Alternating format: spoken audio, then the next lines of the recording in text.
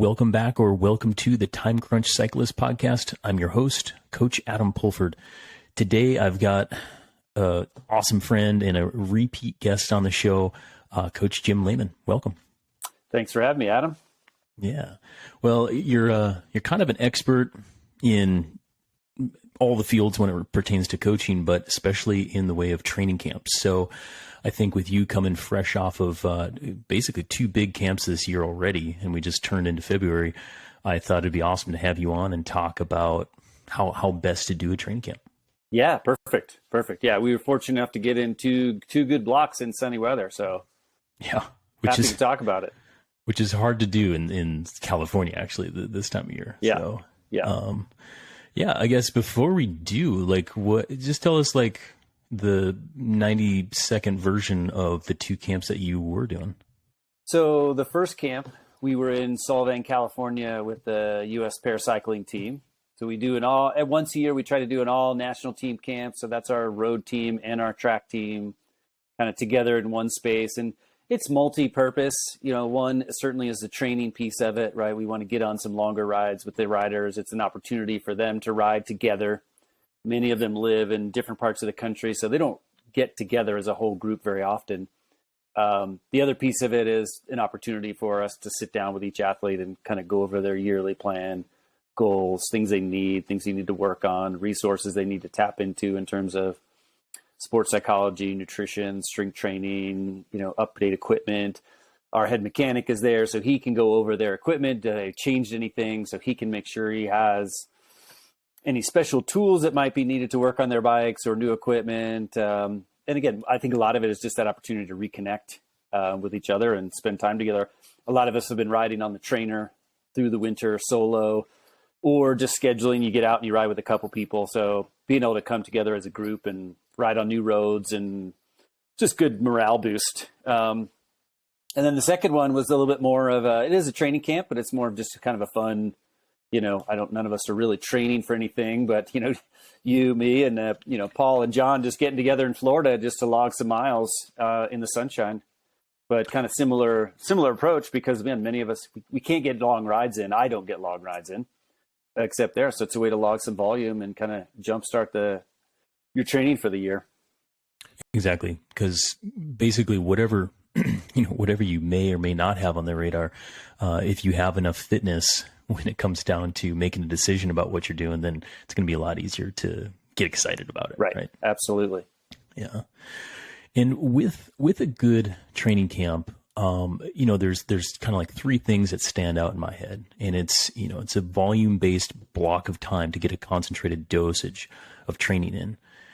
And all too often, the second point is all too often, I think a lot of athletes get excited and they go too hard too soon, and that can compromise some of the quality of riding and training that occurs there. And then finally, I think the third thing is, if you take anything away from this podcast, it's let the volume be the stress, this training stress that's going to give you benefit. So I want to kind of like double click on those three aspects, and we'll go back to the first one. And I'll ask you, Jim, why do we encourage people, and really anybody, but especially time crunched athletes, to do a volume based approach for a training camp? Right. Well, I think in your previous podcast, or maybe one of your previous, right, you just touched on this idea of base training and laying that aerobic foundation. And for most of us, it's hard to do at home, right? You're scheduling the weather. It's hard to get in long rides. So you often create more of an overload through intensity versus volume. And when you can go to a training camp, we take away all those other things, right? So you don't have work.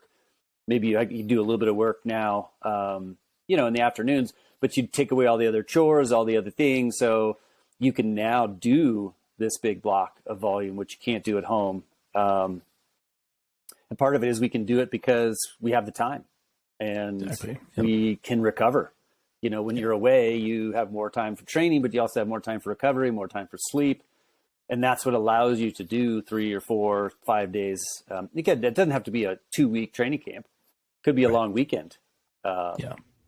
But that idea of being able to lay down that foundation, and you can do the intensity, especially for a time crunch cyclist. It's, hour, 90 minutes of training at home. easy to do the intensity piece, but it's hard to do more than 1, maybe 2 days if you can do it on the weekends of, longer, more endurance-based riding. Yeah, exactly. And another reason is for volume works. Volume creates fitness. Volume creates that aerobic base that we know is so powerful in our sport. It's an endurance sport. And right now, zone 2 gets the popular thing, right? It's so hot, but it's nothing new for anybody who's been in this industry as coaches or physiologists for more than 5 years, right? Like, if you have the education, it works. However, like you talked about, is like the luxury of time. If you have it on a regular basis, cool, go do a bunch of volume. But a lot of us don't. And a lot of us don't have the motivation for that. So training camp can create that environment to get that aerobic development in that really any endurance athlete needs. So, but what about intensity? I mean, like, should you incorporate any of it in during a camp, or is it all just like zone 2 strict? Yeah, I think it just depends on where you are and what you're doing, right? If you're in an environment with a few other people and there's some climbs in the area, just natural competitive spirit, you might get a little frisky on some of the climbs, or a town city limit sign or something. You might sprint for that. But I don't think there's a need to do structured intervals, especially, again, a time crunch cyclist is already doing. Their overload comes via structure, via intensity all the time. So I would maybe, you could let the terrain dictate that a little bit, right? If you're on an hour-long climb and it's steep, you're probably going to go out of zone 2 anyway. So, but as far as structuring specific intervals, I don't think it's necessary. Maybe, again, if you're working towards something and this event, this camp falls close to it, you might use it as an opportunity to do some specific intervals, relative to the event you're doing.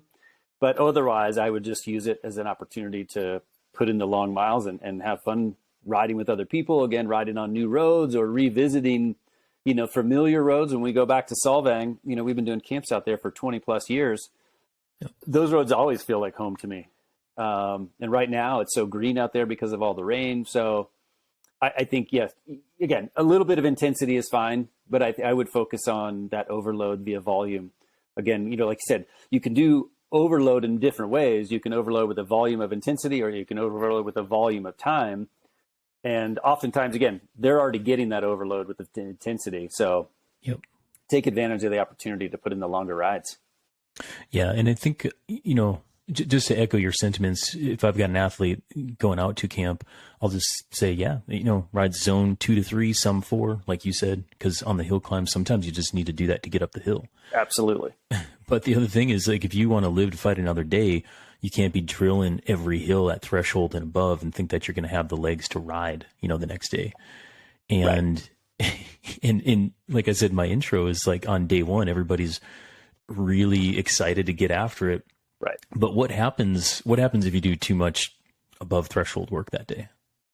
Right. Well, we always talk about doing these camps, treat them almost like a stage race, right? You want to have 4 good days instead of 1 heroic day the first day, and then pay a price for it. So, oftentimes, most of these people are doing 6 to 10 hours a week, right? And in our 4-day camp in California, we did 16 hours in 4 days, right? Which that's a ton, right? And so if you do too much the first day, then you tend to pay a price for it, right? And then the quality of those workouts, the quality of those rides, and maybe even the volume of those rides, right? If you do a big ride with a lot of intensity on that first day, well, maybe when you wake up the second day, we were hoping to do 4, 4.5, but maybe just 3 today.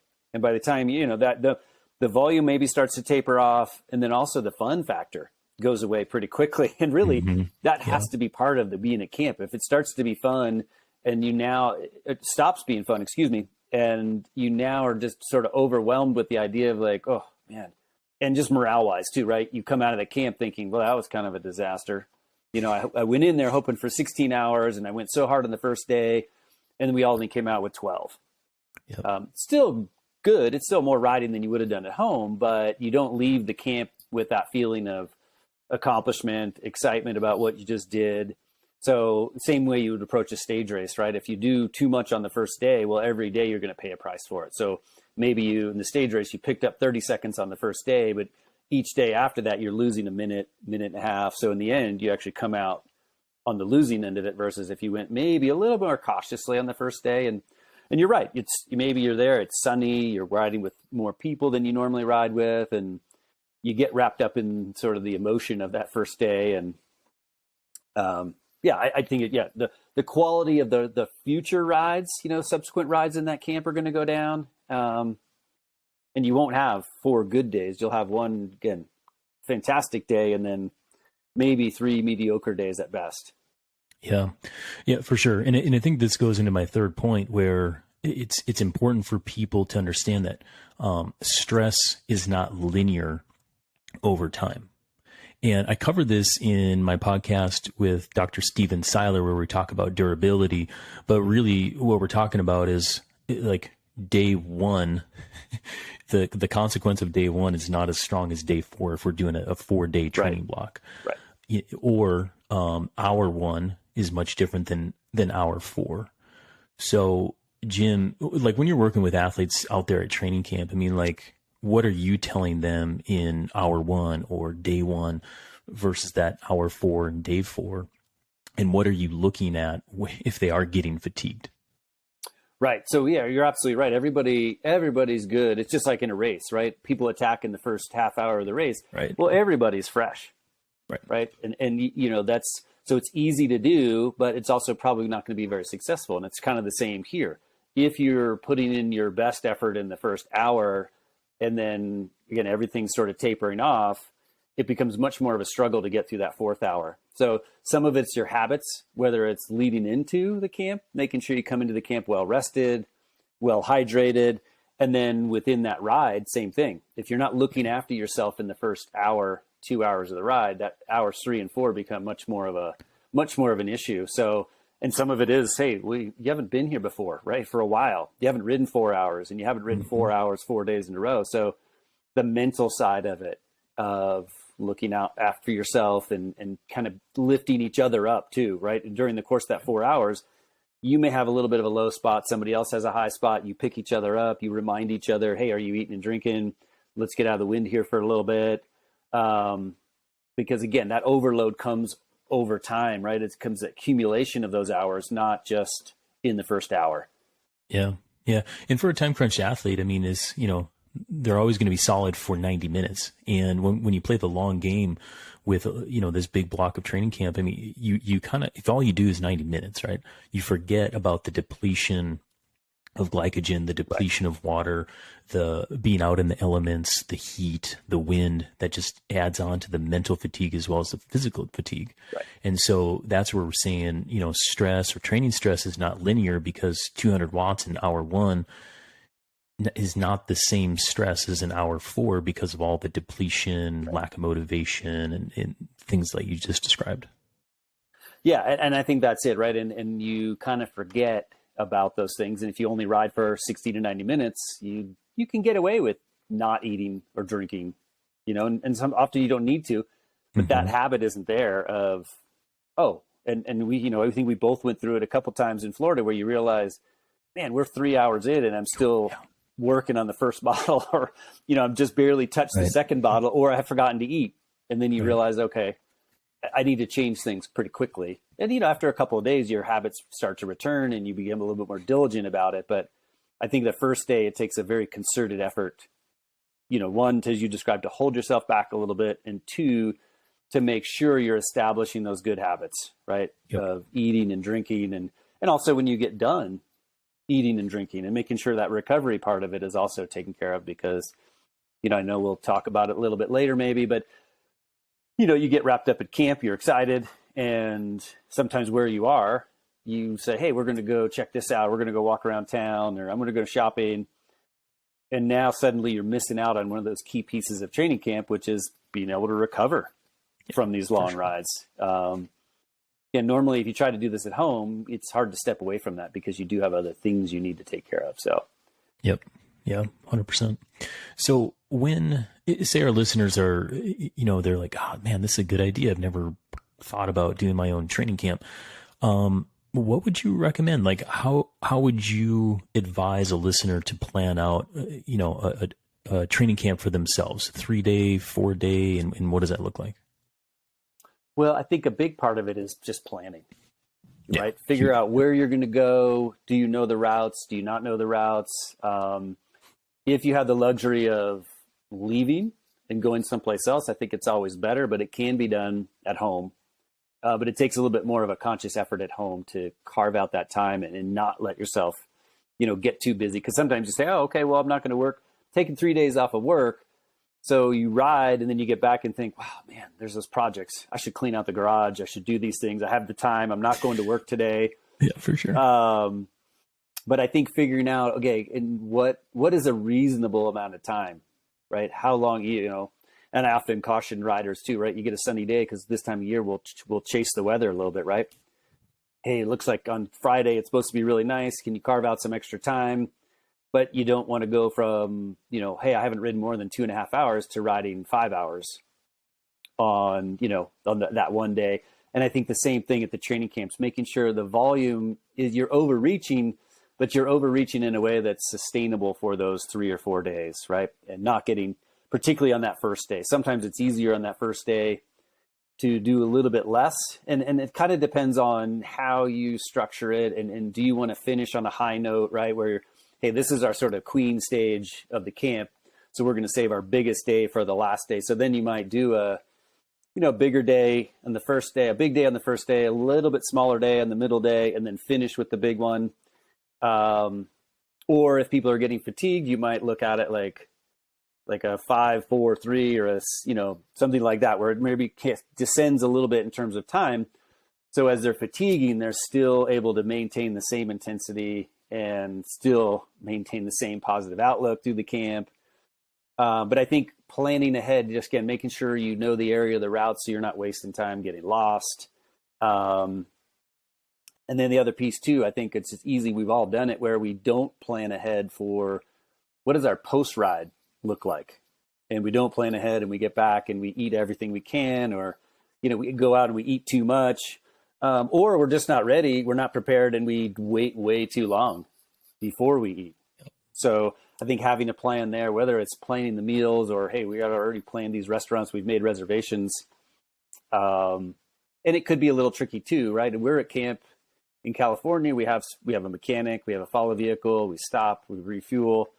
But if you don't know where you are, typically you're not going to have a car with you, right? So trying to plan ahead a little bit of when you create those routes, linking them together so you know where there's a little town where there's a gas station, so you don't get in the situation, well, hey, we're 4 hours in and I just have the 2 bottles I started with. Yeah. Because that makes it really difficult, right? Moving forward, if you've already gotten behind in the first day in terms of hydration and nutrition. So. Yeah. Yeah. So a few things there. Like first, I agree with you 100% on like the structure of the day. So I think for most people, 3 days is manageable, right? To, knock off work, kind of knock off any family duties and maybe bring some people with. So 3 days. And like you said, 5-4-3 is really appropriate, because think about what we just talked about, where stress, it's not linear. It adds up over time. Right. So 5 hours on the first day is what we mean. You're more fresh. You can handle more. The next day is 4 hours, probably the same intensity, but it's going to feel a little different, especially when you're first starting out. And then 3 hours on the last day, both because you're tired, but also too, all the other stuff, right? You're probably going to be packing your bike up or packing your stuff up in the VRBO, wherever you are, catching a flight or driving back. So a little reduced volume on that day is good. Now, if you got 4 days, still a little reduction in that third day, and then go big on the final day, and just, as you said, plan accordingly. So that 3 or 4 day model works really well, but I think planning is the biggest thing. I'll just treat it like any other vacation, where you're looking at where the hot spots are. I go to Strava, I go to heat maps, and just see where people are riding, right? Yeah. And I steal people's routes that look good. Even better is, recruit somebody in your, crew that you're going with that loves map making or that knows the area, because knowing an area, knowing where to get food or, refuel or something like that, I mean, it's gold when it comes to a successful fun camp that doesn't end in, camel mode, rolling back up to the house with no water, food on yourself. So, so planning, absolutely. Use Strava, heat maps, that kind of stuff to do it. But like, the other thing is you don't need to be like swinging for the fence either. Volume-based camp, you don't need to be doing 10 hours to start this thing. Absolutely. 5 is very appropriate.